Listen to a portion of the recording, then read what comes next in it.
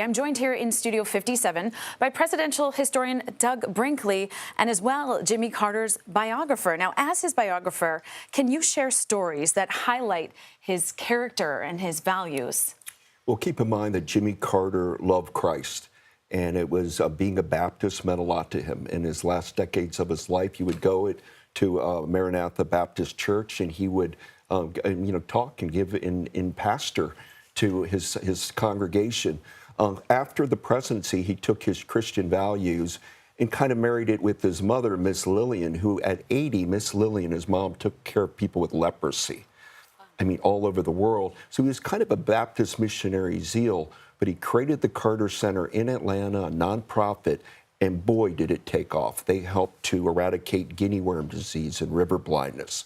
Carter went all over the world declaring what is a free and fair election. In fact, it's ex-President Carter who told General Manuel Noriega in Panama it was a fraudulent election in 1989. Step down, it was illegal.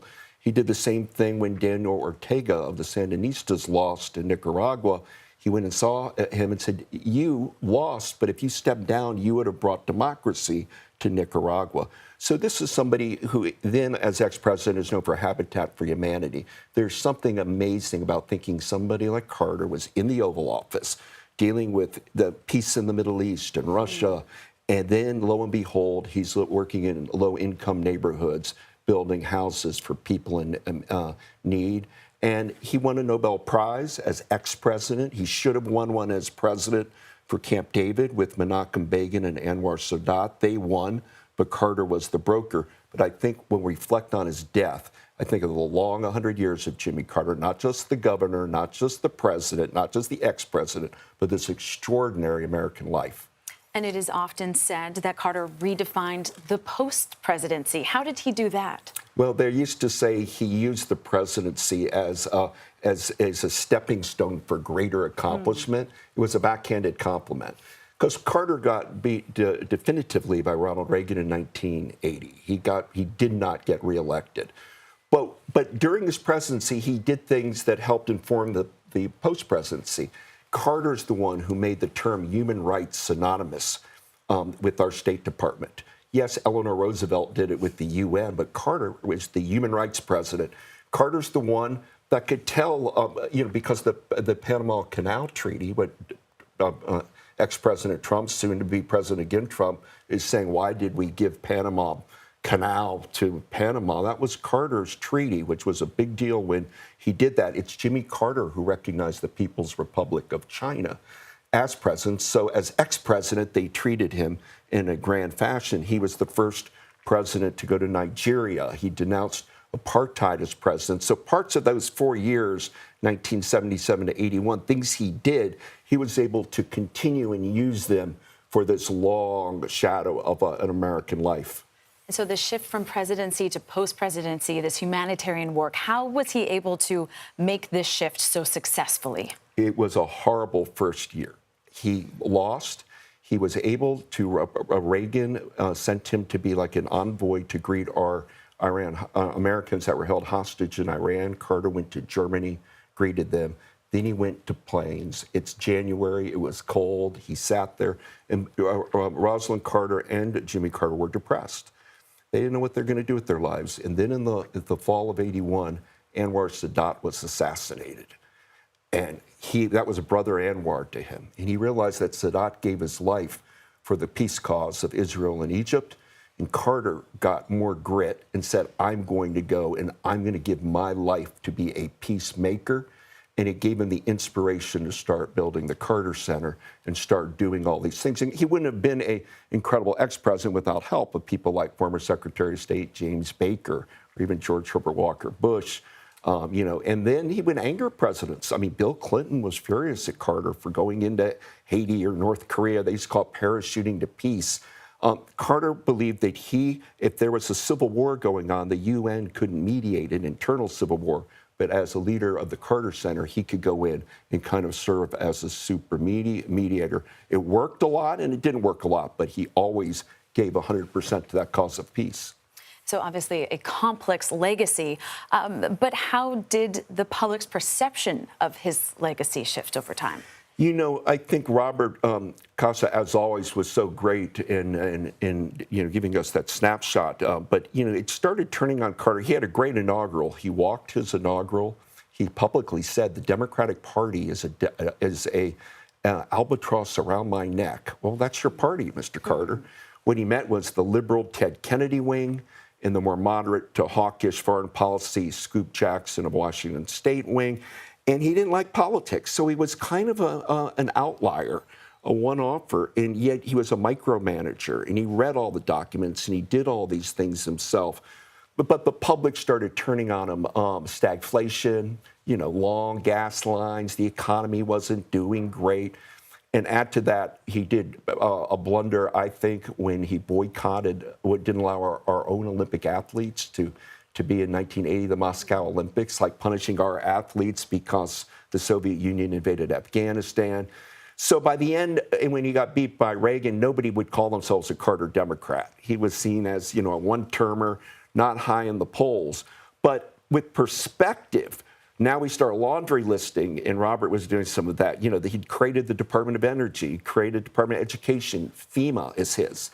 He saved all the lands in Alaska, the size of California, as wilderness and national monuments. He's the list, you start doing it and say, wow, that really was quite a one-term presidency Carter had. And it wasn't as bad as a relationship with Congress as people often has presupposed. But he got run over by the Reagan Revolution, and nobody ever forgave him in the Democratic Party politically. But the American people learned to love the cut of his jib. And as he's gone now, I remember what George Orwell said about Mahatma Gandhi. Orwell, the great writer, didn't care for Gandhi. And then when Gandhi was gone, he said, God, what a clean smell Gandhi left behind. Now we reflect on Carter like, what an honest, decent man of character and integrity who cared about agriculture and cared about the environment and cared about global peace. And we had a giant amongst us. So Jimmy Carter goes down as one of the really great moral figures as well as political figures of the 20th and 21st century. Just extensive accomplishments. I do want to shift focus to his personal life, his family life. His wife, Rosalind, died. They were the longest married first couple in American history. Can you talk a bit about They are a love story of all love stories. You can read it in their correspondence to each other.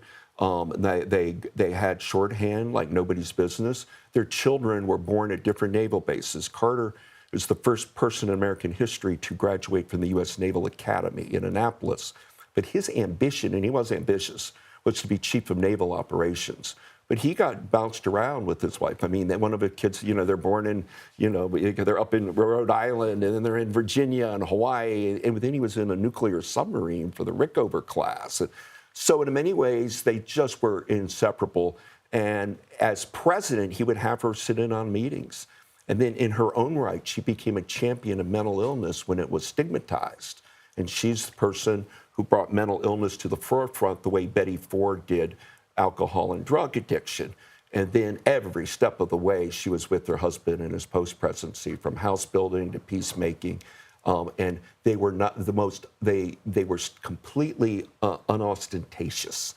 They could sleep on a cot. He would make his own, woodworks and paint. And he was a man of old school rural upbringing who could fix it and do anything. Nothing would surprise you. Carter wrote poetry. He wrote a novel.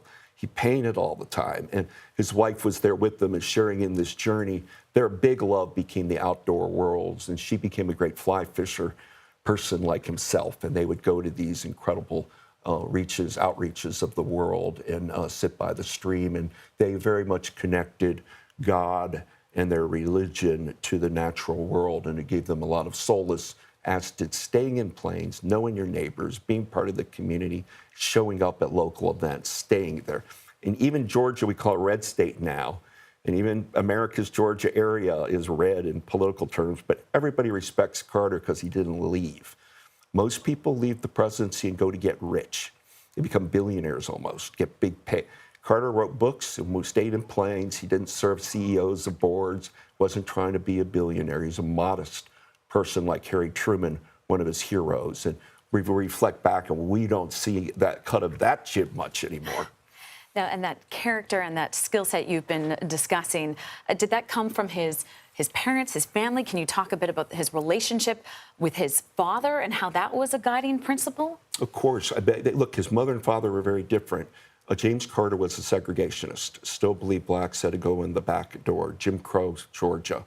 A great person overseeing the peanut crops to a degree, but he never really transcended the racism.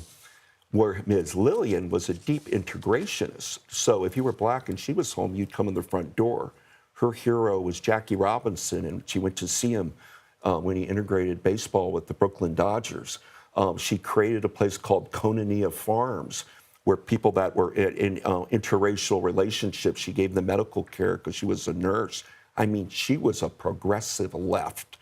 Jesse Jackson famously said, Jimmy Carter's running for president, I'd vote for his mother in a heartbeat, because she was so progressive, where his father wasn't. But when his dad died, Carter saw all these people from Sumter County, Georgia, show up at the funeral, line up, and they each told him, your dad gave me money when our crops didn't come in, or, we had an accident in our house and he came and helped us fix it. And all the good deeds his dad did made Carter think, you know what, I can live a more meaningful life here in Sumter County, get involved with school boards, politics on a local level than maybe trying to be the big wig in the U.S. Navy. But his military Navy habits are where he never weighed a pound more than he was supposed to weigh. He'd do the recommend. He got up at the crack of dawn. He stayed in perfect physical shape.